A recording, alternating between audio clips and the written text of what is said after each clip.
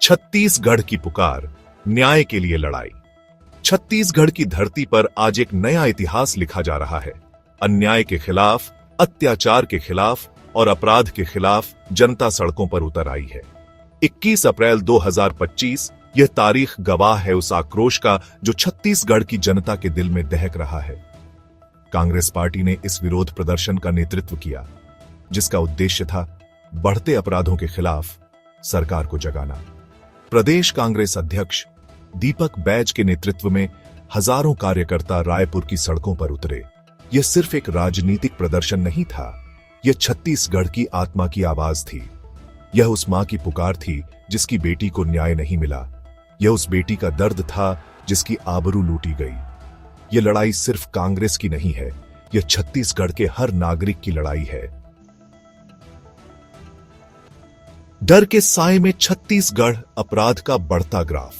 आज छत्तीसगढ़ डर के साए में जीने को मजबूर है। हर दिन, हर घंटे अपराध की नई घटनाएं सामने आती हैं।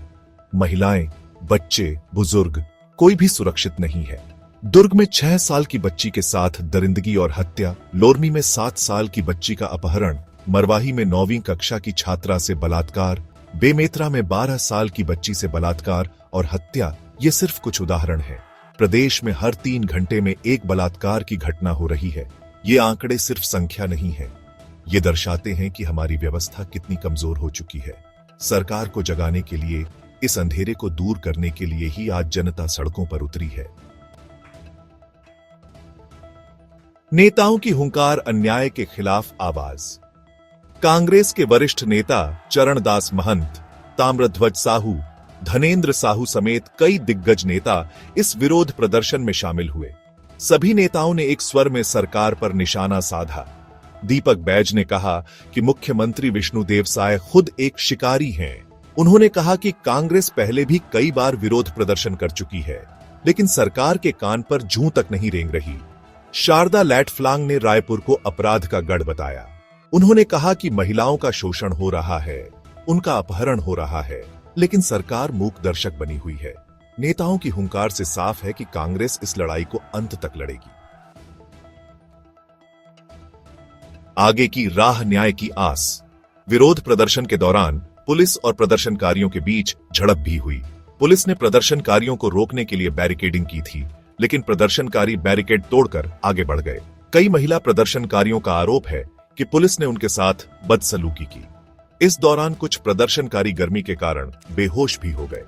यह विरोध प्रदर्शन कांग्रेस के उस संकल्प का हिस्सा है जिसमें उसने अगले विधानसभा चुनाव तक भाजपा सरकार के खिलाफ लगातार आंदोलन करने का ऐलान किया है।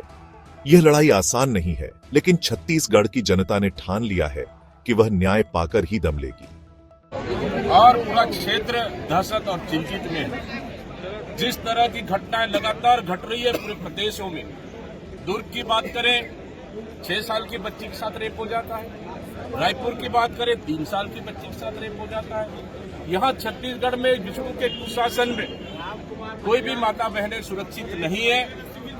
छत्तीसगढ़ सुरक्षित नहीं है। लगातार घटनाएं घट रही है।